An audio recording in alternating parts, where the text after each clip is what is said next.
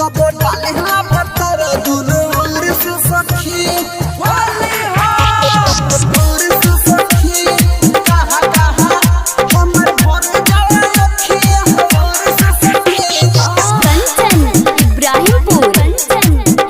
जब डाले ला पत्थर दुनो और से सखी हमर भर जाए अखियां और से सखी जब डाले ला पत्थर दुनो और से सखी हमर भर जाए अखियां हलोर से सखी जो पोटाली हवा भतार दोनों ओर से सखी लीला उठावा के कटी जो करे चुमा चटी लगे थोड़ा से सतावे मोरा थोड़े सखी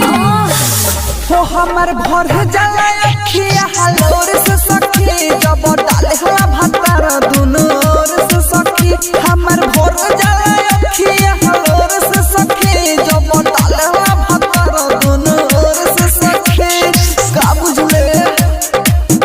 जब डाले हवा भतार दोनों ओर से सखी कंचन इब्राहिमपुर जब डाले हवा भतार दोनों लागेला झारे उ तो होलिया में झोला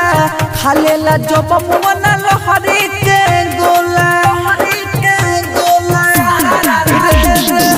लागेला झारे उ तो होलिया में झोला खालेला जब मुना लहरी के गोला तनी बात करो के और जल्दी करे है से हम खाली बताओ तनी दूर से सखी हमर भर जाता अखियां हलोर से सखी जब डाले हवा भतार दोनों ओर से सखी हमर भर जाता अखियां हलोर से सखी जब डाले हवा भतार दोनों ओर से सखी का बुझले जब डाले हवा भतार दोनों ओर से सखी Kanchan Ibrahimpur presented by Albina Recording Studio Simra परमोधय मर्जित के बिगड़ल बचाल रे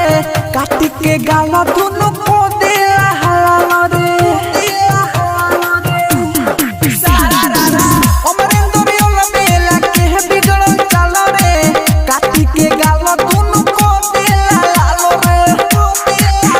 मोरा बुद्धि जब भुलाए आहा हम चिल्लाए जब मारे लगो झटका जोर से सखी